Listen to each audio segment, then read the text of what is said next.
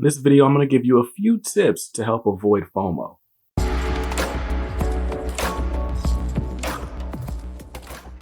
Welcome back to Comics Are Dope. I'm BJ Kicks, and this is Comics 101, the series where I teach you things that I wish someone had taught me when I first got into the comic book hobby. And today, we're talking about the dreaded word, FOMO, the fear of missing out. Listen, I'm sure the FOMO bug hits us no matter what sort of collector hobby we're in, but in comics, it feels especially present all the time. There's always some new hot book coming out.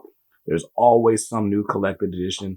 There's always something that if you don't buy it right now, you might regret it later. And listen, as a reforming sneakerhead, right, I totally get it. And it's even worse in comics, I feel like.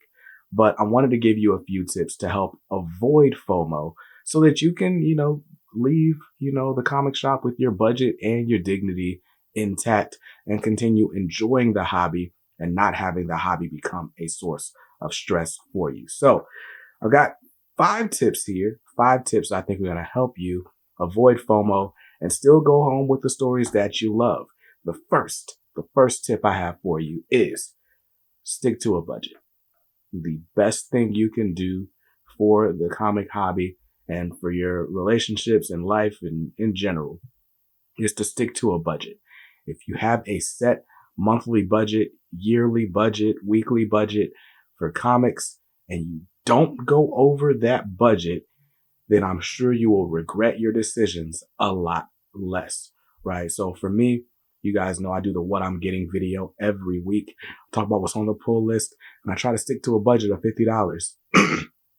As of late, I'm actually going to try to cut that budget down a little bit more. But when I stick to the budget of $50, I'm like, all right, cool, I'm good. I know that I can enjoy these comics without dealing with any weird ramifications for like not paying my rent on time or something crazy like that, right? So stick to a budget. That way you can enjoy the hobby stress-free, hopefully.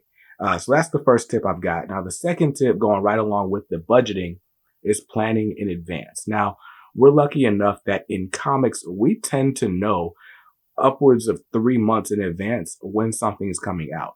So if you are budgeting, that gives you the time to sort of work things around.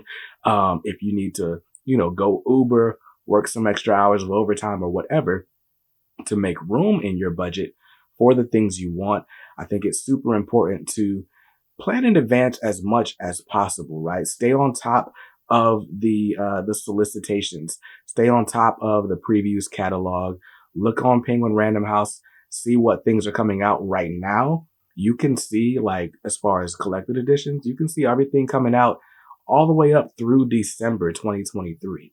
So if you know there's like 5 books coming out in December you want, well, then you know that maybe if your budget was $200 a month for stuff moving forward, it should maybe be $150 or so that in December you got that other money banked up and you can drop it or splurge on all those things that you really, really wanted.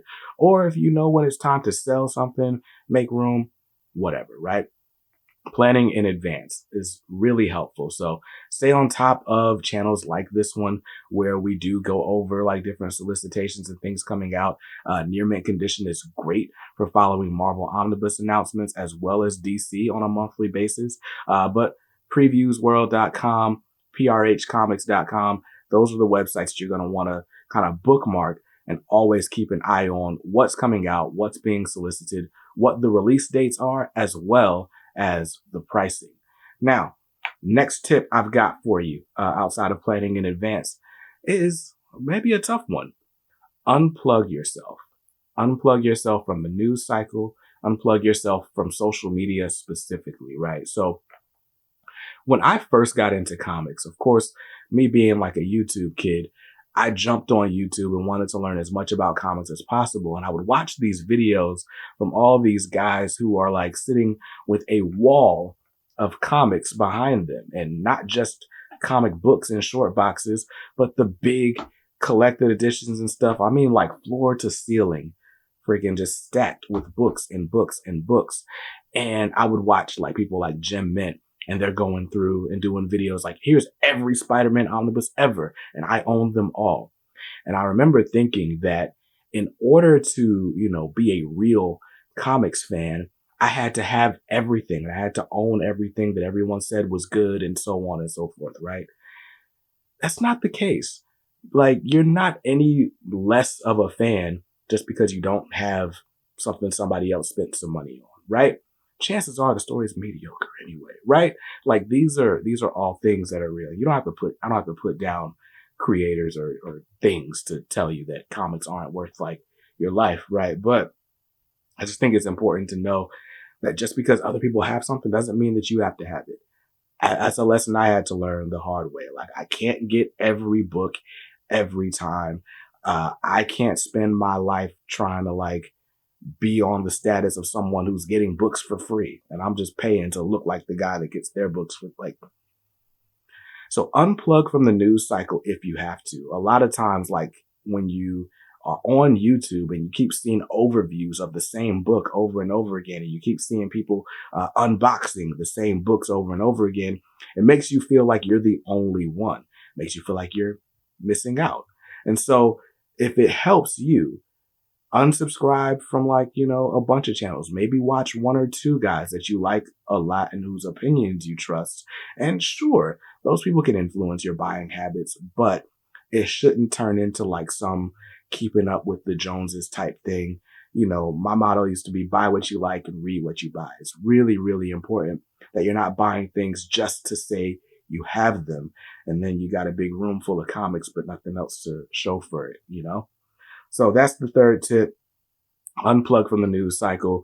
Unfollow some of the people that you follow. Maybe jump out of some of the Facebook groups if you feel like it's an undue influence or undue pressure on you to kind of measure up to those people, right?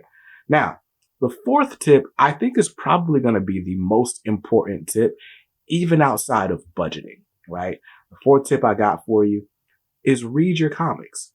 Read your comics. Listen, there is so much that I can tell you about what I don't like now that I've actually read it.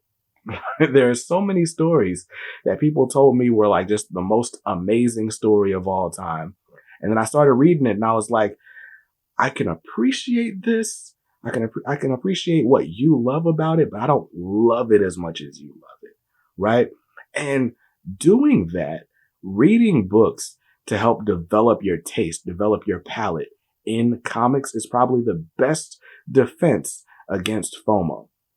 So for example, the most recent example I've got, I know that generally speaking, Garth Ennis is not for me. Specifically, The Punisher by Garth Ennis is not for me. I read volume 1 or just a little bit of volume 1 of that Punisher book, and I was like, yo, I'm never going to read this. Maybe when I was 13, there was something about this was sensible to me, but me at 32 with the family, this just isn't what entertains me. And so I sold that book, which gave me money to buy the Batman and Robin omnibus that I really wanted, which was dope. And I had room on my shelf, right? And now I know, even though people like clamor over the Punisher and love it, no knock to any of them. When the next Punisher by Garth Ennis omnibus reprint comes out, I know that's one I don't need to grab, right? So reading books to help determine your taste and what you know you're going to like and what you know you might not like is helpful. Like, you don't want to do stuff like me. Like, I blind bought 13 volumes of Teenage Mutant Ninja Turtles. Thankfully, I ended up liking it. But you don't want to just buy a bunch of stuff and then hope you like it. You want to like it and then buy it, which brings me to my fifth and final tip for the night. Take advantage of alternatives, right? I get it. Comics are a physical medium. It's art. You want to see the book. You want to feel the book in your hand. But if you just, want to read the stories and you're not just trying to collect everything, there are some great alternatives. Specifically, if you've got an iPad, There are plenty of digital alternatives. So I would recommend that you take advantage of them, right? So Marvel Unlimited, the DC Universe Infinite app, Comixology Unlimited, Global Comics is a new subscription that's doing like indie comics on a, read as much as you want basis, kind of like Netflix, right?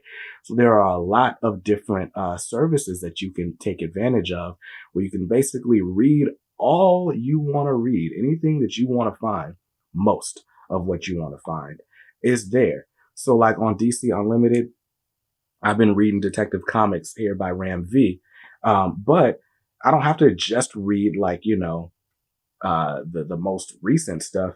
If I wanted to, on this same app, I can read Animal Man by Grant Morrison. Now I paid $100 for a year subscription to this app, and now I can read all the comics I want. If I just bought the Animal Man Omnibus, that's $65 at Organic Price Books right now. So I could buy that and like one other book for the price that it would take me to read this and like every other DC book in existence. Like, it's a deal that you can't beat. And so what I would recommend is subscribing to at least DC and Marvel if you're a superhero fan. That'll cost you about $15 a month. And then when the new omnibus are announced, go ahead, look up that run on Marvel Unlimited. You don't have to read the whole thing. Maybe read the first 6, 12 issues, see if you like it enough that you want it in your collection. And then, pull the trigger on the stuff that you actually want. But I just know in comics, there are so many of us that are so excited to share stories with you that it's like, oh, well, if I don't buy this, then I'm not getting the best stories. Or if I don't buy this, I'm not a real comics fan. Nobody should feel that way, right? So sample the books, try them before you buy them. Go to Barnes and Noble. They got collected editions at Barnes and Noble. Sit in that little Starbucks section, read a little bit before you buy it, right? Barnes and Noble is not a library. You should probably buy the books if you're gonna put your fingers all over it, but you get what I'm saying. There are alternatives to just buying a book blind. And if you take advantage of them, specifically the digital alternatives, I think you will do a lot better of a job. I think when I look at my collection, what I want my collection to be is like, I want people to walk in the room and see what I value, right? If I buy everything, then I'm just a library, right? But when a collection, I think, is like, meticulously crafted, it's intentionally curated, right? Yeah, I'm probably going to buy every Batman book ever. But for everything else, I just want it to be the best of the best of the best, sir. And so those were my tips for trying to avoid FOMO. And, I think with collected editions, it might be a little bit easier. With single issues, it's tough too, right? You might find out, hey, there's a first appearance in this week's issue of Captain America, and then you'll run to it, thinking it'll make you like a quick $50. And I've done that a couple of times. And then I realized I'm not reading Captain America, and I'm not going to sell it quickly enough to make the return, because I got other things to do. By the time I make my way to Facebook Marketplace or wherever to try to sell the book, all the hype is going to be gone. Speculating's not for me. And so for me, I want to make sure that all the books in my collection are books that I want to have around me in a physical media format. And yeah, I hope these tips are helpful. I know it's kind of counterintuitive. I know part of my channel is influencing people to buy things. And, part of how I keep the channel going is through affiliate links and stuff like that. But I really do want you guys to buy things that you're genuinely excited about, that you're passionate about, and that you won't regret 2 or 3 months down the line. So I wanted to do this video about how to avoid FOMO. If you found it helpful, just leave a comment down below and let me know. Huge thanks to the channel members. They're scrolling on the screen beside my face right now. Huge thanks to you guys for making content on this channel possible. And yeah, I'll see you in another one real soon. Until then, stay safe, stay classy, and read something dope today. Peace.